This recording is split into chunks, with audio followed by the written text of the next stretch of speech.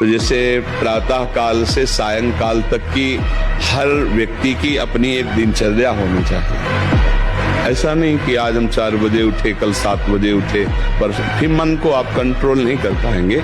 मन के लिए एक दिनचर्या होनी चाहिए कि हमको 10 बजे सोना है, 4 बजे उठ जाना है, तो फिर 4 से 4:15 नहीं होना चाहिए, 4 बजे उठ जाना, ऐसा नियम बना ले।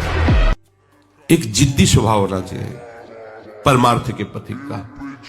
भगवत कृपा से स्वभाव शुरू से जिद्दी रहा है, जो ठान लिया चाहे मर जाए पर वो हमें करना है, चाहे जितना कष्ट मिले, नहीं हमें चलना है, बस ऐसा जिद्दी स्वभाव रहा है।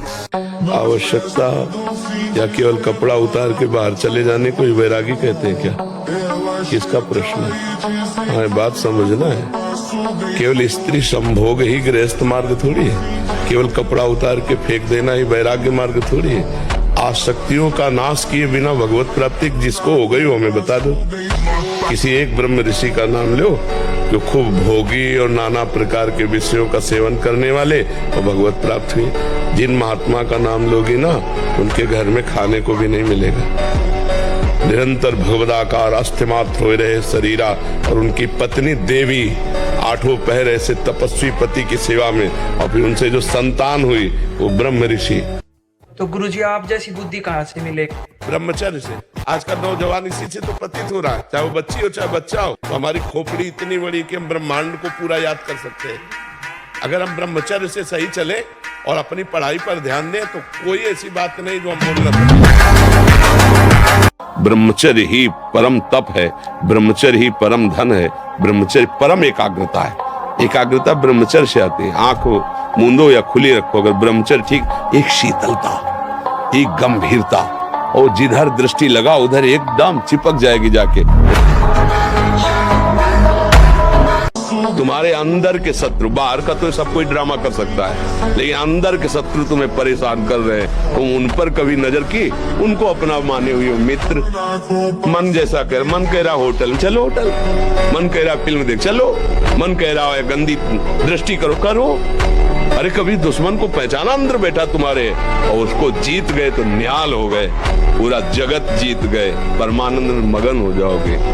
हमारी बात मानो, 4 बजे उठ करके शौच स्नान करके यदि 20 मिनट व्यायाम करोगे रोज, तो आप देखोगे वरदान की तरह काम करेगा।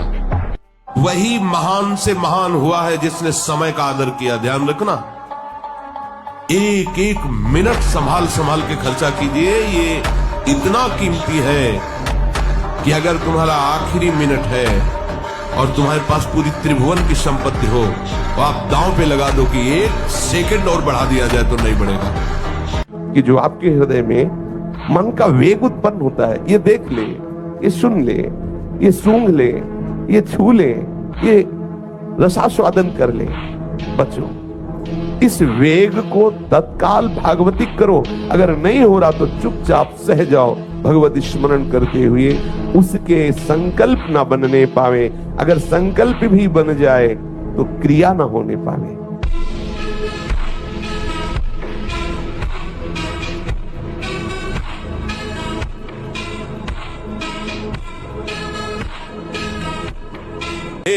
जिंदगी को आनंदमय बनाओ। ए भाई, हम सबसे प्रार्थना करते हैं, हर परिस्थिति की काट है, परिस्थिति में मत डूबो, परिस्थिति को काट के आगे बढ़ो। अगर हम ईमानदारी से सच्चाई से चले तो हम उस स्थिति को जरूर प्राप्त कर लेंगे। चाहे कुंडली जागर हो, चाहे आत्मबोध हो, चाहे प्रेम हो, हमारे लिए तो बनी ना स्थितियां।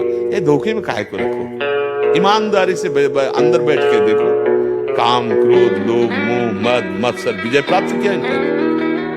स्थूल सूक्ष्म कारण इनका बाद हुआ क्या? आप सात्विक भोजन और ब्रह्मचर्य धारण करें। हमने 2 को देखा है। कानपुर में एक नामी पहलवान थे, मांस भक्षण करते थे। गांव का एक आदमी जो केवल दूध ही खाता था, वो उनसे सवाव थे शरीर में, और देर न लगा 5 मिनट में पछाड़ दिया तो रो रहे थे बैठ करके। देखो, ब्रह्मचर्य में एक अपार शक्ति, ब्रह्मचर्य का जो स्वरूप है वो महाबल संकल्प युक्त होता है।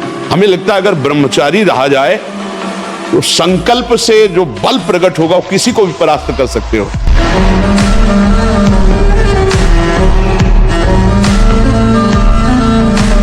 एकदम तुम अविनाशी के बच्चे हो।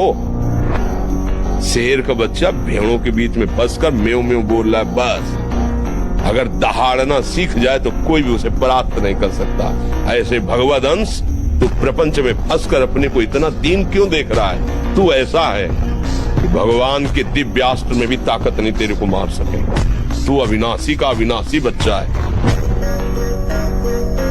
कार्तिक अग्रवाल महाराज जी, मैंने देखा है कि आप और आपके अधिकांश शिष्य ऊंचे कद, काठी और बलिष्ठ शरीर वाले हैं। कृपया मार्गदर्शन करें, इसका क्या कारण है? ब्रह्मचर्य, इसका कारण है ब्रह्मचर्य। भोजन तो सब साधारण ही पाते हैं, रबड़ी दूध घी ऐसा नहीं, एक संयम से है और ब्रह्मचर्य सबसे प्रधान कारण स्वस्थ और बलिष्ठ होने का ब्रह्मचर्य। मनुष्य शास्त्र की बात, संत की बात, महात्मा की बात, ग्रंथ की बात, आचार्य की बात को कहता मैं क्यों मानूं, मैं तो स्वतंत्र हूं। वाह, क्या स्वतंत्रता है। वो कह रहा है मैं स्वतंत्र हूं, घोषणा करता है मैं जो चाहूं कर सकता हूं। जरा धैर्यपूर्वक सोचो, तुम गुलाम हो कि स्वतंत्र हो।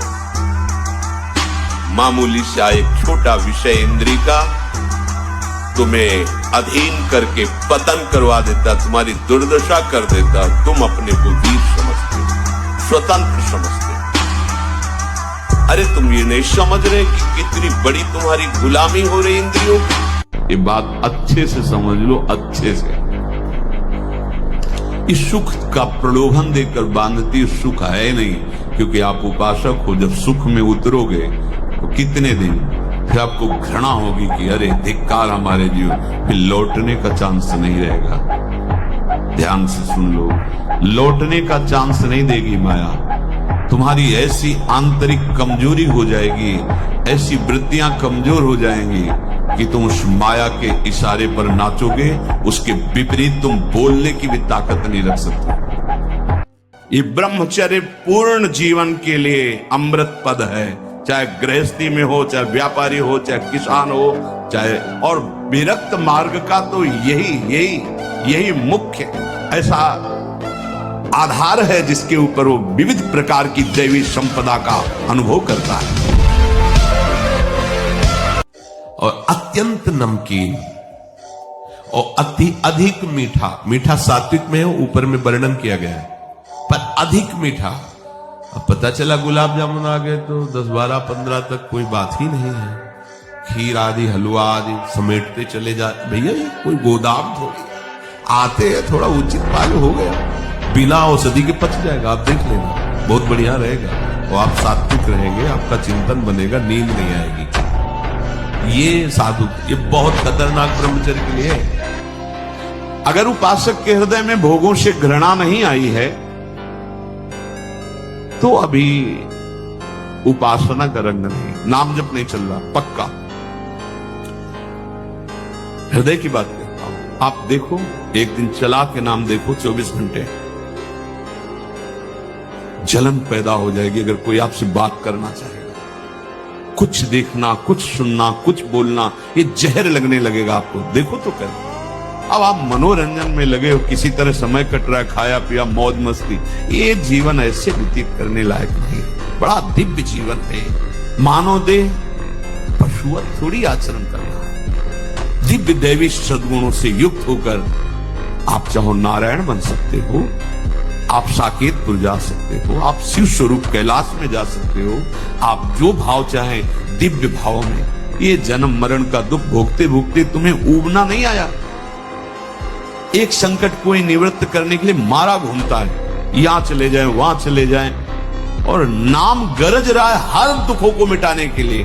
कहीं जाने की जरूरत नहीं। राम कृष्ण हरि जो नाम प्रिय, राधा राधा राधा, सर्व मंगल होता चला जाएगा। 2 महीना सच्चाई से ब्रह्मचर्य रह के देख लो। 2 महीना अगर आपके जैसे गिलहरी नहीं टिलटिलाती हुई, ऐसे पूरे शरीर में ऊर्जा शक्ति आपको दौड़ती नजर आएगी। ब्रह्मचारी के पैर ऐसे पड़ते हैं जैसे आग में कोई चलता हो। आग में कैसे चलता है, ऐसे उसके पैर पड़ते हैं। ओज तेज ब्रह्मचर्य।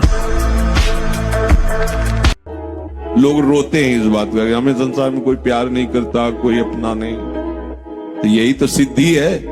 आओ इधर। हमारे मार्ग में ये लाभ है कि कोई हमें प्यार न करे, क्योंकि ये सम्मान, ये प्यार प्रभु से विमुख कर देता है। देखो हम जी तुम्हारे बिना जी नहीं सकते, तुम चले गए तो मेरा क्या होगा। अब वो उसकी बात में ही समझो तुम्हें कितना प्यार कर रहा है। वो क्या कह रहा है, तुम चले गए तो मेरा क्या होगा।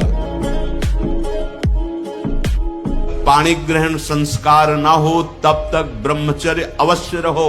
यदि उस समय तक ब्रह्मचर्य नहीं रहते तो तुम गृहस्थी को ठीक से नहीं चला पाओगे, वास्तविक अच्छे गृहस्थ नहीं बन सकते हो। जो तुम्हारी गृहस्थ की वृत्तियां हैं उनमें तुम सफल नहीं हो पाओगे। और जो 8-10 बजे तक सोता है वो कोई भी हो ब्रह्मचारी रह ही नहीं सकता। आप देखिएगा 3 बजे से लेकर के सूर्य उदय के तक अगर आप सोते तो आपका स्वप्न दोष बढ़ेगा, आपका संयम बिगड़ेगा। तो जैसे भजन आवश्यक है वैसे व्यायाम आवश्यक है, वैसे प्राणायाम आवश्यक है, वैसे आपको 2 किलोमीटर दौड़िए। 8 प्रकार के ये मैथुन है। पहला, जो हम देखते हैं उस पे सुधार करो, जो हम सुनते हैं उस पर देखो। कहीं हम ऐसी कोई बातें तो नहीं बोल रहे हैं जो काम उत्तेजना प्रकट कर दे। क्या मुर्दे जैसा जीवन, जो इंद्री जैसा चाहे वैसा डाउन कर दे, जैसा चाहे वो हमें शोक दे दे, दुख दे। थोड़ा सा साहसी बनो, तुम भगवान के अंश हो, तुम कुछ भी कर सकते हो, कुछ भी।